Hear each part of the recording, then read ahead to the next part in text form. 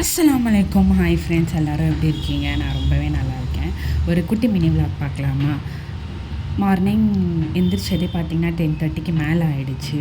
அம்மா வந்து ஹோட்டல்லேருந்து டிஃபன் வாங்கி வச்சுருந்தாங்க. இட்லி சாப்பிட்டுட்டு ஃபைஸாவை ரெடி பண்ணிவிட்டு பாப்பாவையும் ரெடி பண்ணி ஃபீட் பண்ணி தூங்க வச்சுட்டேன்.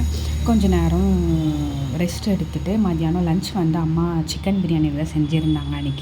அன்றைக்கி வந்து ஃப்ரைடே, ஸோ ஸ்பெஷலாக வந்து சிக்கன் பிரியாணி, எக் வந்து க்ரீன் மசாலா அதை அரைச்சி அந்த மசாலாவில் வந்து மிக்ஸ் பண்ணி செஞ்சுருந்தாங்க. எக் க்ரீன் மசாலா, அதுக்கப்புறம் புதினா சட்னி, லிவர் கிரேவி செஞ்சுருந்தாங்க. அன்றைக்கி வந்து மெனு இது தான். மத்தியானம் சாப்பிட்டுட்டு 2 பேரும் தூங்க வச்சுட்டு நான் வந்து கொஞ்சம் நேரம் படுத்துட்டு இருந்தேன். பசங்க தூங்கினா நம்மளுக்கு சுத்தமாக தூக்கமே வராது.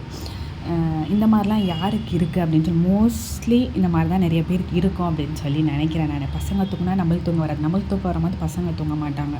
2 பேரும் தூங்க வச்சு கொஞ்சம் நேரம் படுத்துட்டு இருந்தேன். பார்த்தா ஃபுல்லாக இருட்டி மழை பெய்கிற சத்தம். ஜன்னல் திறந்து பார்த்தா செம்ம மழை. வெளியில் வந்து நின்று பால்கனியில் நின்று பார்த்தா செம்ம கிளைமேட்டு, ஜிலு ஜிலுன்னு காற்று நல்லா இருந்துச்சு. அப்பா வந்து சூடாக சமோசா வாங்கிட்டு வந்தார். அம்மா வந்து காஃபி போட்டு எடுத்துகிட்டு வந்தாங்க. ரெண்டும் வச்சு சாப்பிட்டுட்டு அப்படியே கொஞ்சம் மழையை ரசிச்சுட்டு என்ஜாய் பண்ணிகிட்டு இருந்தேன். அதுக்கப்புறம் நைட்டு டின்னருக்கு வந்து தோசையும் சட்னி தான் செஞ்சுருந்தாங்க. சாப்பிட்டுட்டு தூங்கியாச்சு. இந்த வீடியோ இதோட முடியுது.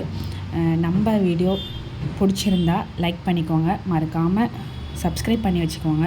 அவ்வளோதான், பாய்.